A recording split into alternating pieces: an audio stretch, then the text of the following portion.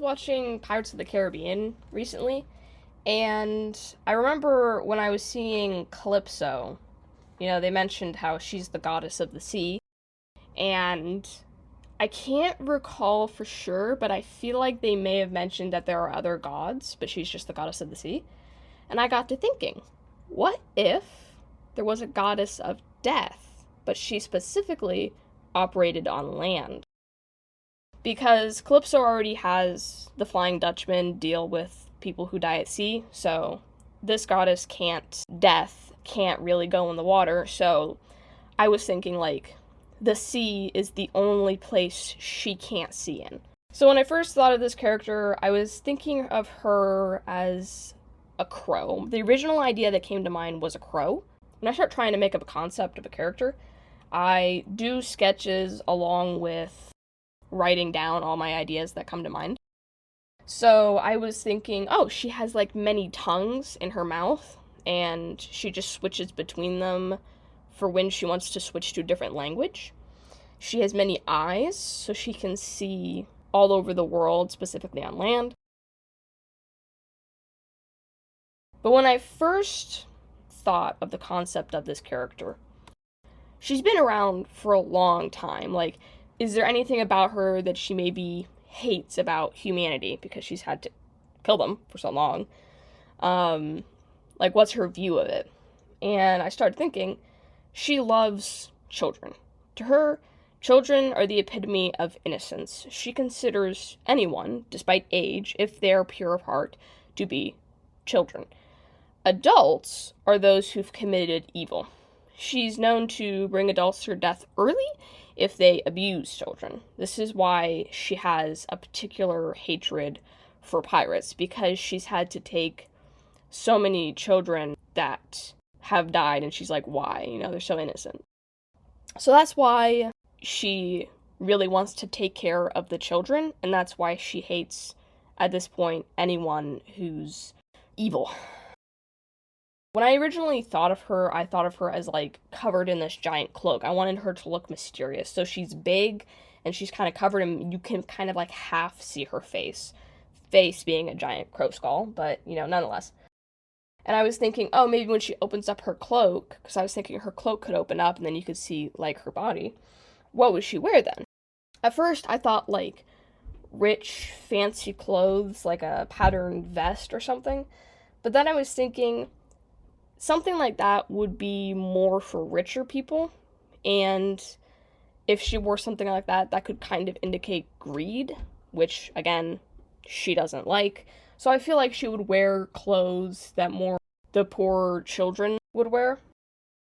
Then as I was writing, I had to focus on at least trying to make her fit into the Pirates of the Caribbean world. I can't just make a whole concept and she doesn't fit in, right? So I had to look up what time period it was set in. I knew it was an old time period, but I didn't know what exactly. And it's set in around the 1700s, 1750s. So the clothes that most people could wear back then were petticoats, linen shirts, waistcoats, things like that. The more expensive clothes that you can see with some of the generals or something in the movies, that's kind of richer, I think. So I went focusing more on the linen shirts and the waistcoats and whatnot. And then, as I was writing her, I thought it would be kind of cool if, like, her cloak turned into kind of like a crow's tail at the end, like it kind of split in the middle. So I thought that idea was kind of cool. There were these earlier concepts where I had her wear this giant hat, like a wide brim, and like strings, maybe of children's toys or something, were hanging from it. But it wasn't quite the vibe I was going for. I tried it in a couple different ways, but I more so envisioned like a cloak. I just had to try to find a way that the cloak could fit in with the character. And then as I was also doing it, I decided to make her cloak kind of tattered. And I was like, oh, maybe if she wants to lure in greedy, evil people, maybe she can kind of wear things that she took from them. At this time, I was also looking at a video of another guy who was designing something, and it was really cool. I just can't. Monster Garden, I think is his YouTube name. I'll put it onto the side. Really good artist. I was even inspired with like the giant hat because I was watching one of his earlier videos on it. He was also talking about how he wanted this character, I can't remember what video it was, but he wanted this character to like carry something from maybe people she killed. Again, can't quite remember, but I was like, oh, that would be cool with death too. So maybe there's something special that she carries that kind of could be something like that. And then I thought, what about coins? Pirates of the Caribbean has such an emphasis on coins sometimes. In fact, there's a whole curse about it. And I thought, oh, I could incorporate that into her legs because crows have scaly legs, so I could make it look kind of scaly by putting the coins on top. And then maybe she has a few coins on her cloak, but I more have settled that on the legs. Then as I was moving around, I was like, do I want the eyes to be all over the head or kind of stuffed in one socket? Didn't really finish with that one. At one point, I was thinking maybe she could open her cloak in one way and it'll just be like a normal opening, but then she can open her cloak and it'll have like this giant maw that she carries the dead into, right? It's kind of like Davy Jones' locker is kind of what I was going with that one. Tried out a couple different like arm ideas. I settled on wrapping string around her arm. Like she kind of has a linen shirt, but then it's wrapped around with string. Then I brought it over to my computer. I started working on a couple of my ideas. For example, the first time I drew all the different tongues, it was kind of gross with a whole bunch of tongues just sitting there. I was envisioning it like you can see the tongues in the background kind of worming around, and then when she wants to switch a language, one tongue predominantly came out. So I fixed that with like the proportion by having some tongues off to the side, and then when she switches language, the dominant one gets larger. Another idea I had when it came to like absorbing people, I figured she either eats people to absorb them, in which case her mouth becomes this portal, so when she like opens it up, you can see like essentially something similar to Davy Jones' locker inside. That'd be kind of cool. If she wants to be like more aggressive about it, like she really is I feel like she would do this for adults. She eats them, but if she's like carrying a child, then she'll just kind of like open up the portal in her cloak and kind of gently encapsulate them.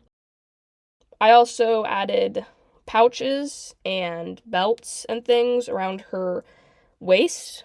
This is full of like children's toys because again, she'll like comfort and talk to children, so she likes to give them things like that.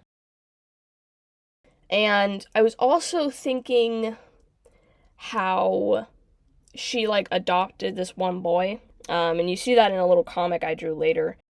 When it comes to her color palette, I decided to make her more purple to emphasize that kind of cold, gray night kind of thing. Like she's death, so you're gonna have darker value kind of colors. And I like purple, so I went with that. And then her clothes are kind of like this orange, tan kind of color. I'm pretty sure those are either like maybe complementary colors or similar. They work together, at least for me. So, one thing I've recently been finding out with painting is that when you're drawing, you can just merge the layers together and then essentially paint over top of all those lines, and then you can kind of clean up the mess that way, which I thought was pretty cool. Also, the strings and pouches and things that wrap around is something that happens a lot, I feel like, with Pirates of the Caribbean. They have a lot of guns and straps and whatnot. And then off to the side, I drew a small concept for minions because, like, I figured she would be in places where there is a lot of death or where there is going to be a lot of death, and she sends her minions to other parts of the world to handle the more menial deaths. I remember, you'll see it in like the little comic thing I drew, that I'll include at the end. Um, that I imagined because she can't see what's going on at sea, right? She worked with Calypso to tell her when the pirates were coming to land so she could kill them. And at one point, in the comic at least that I drew there, um, she's noticing that Calypso isn't answering her anymore because at one point in the movies, Calypso got sealed. So I figured she doesn't really have control or too much knowledge about the sea, so she wouldn't be able to give her information. And I thought that was kind of cool. So that's just my idea of death. I thought it was a cool little concept, wanted to bring it up. Hope you enjoyed it as well. And here's a little comic thing I drew at the end.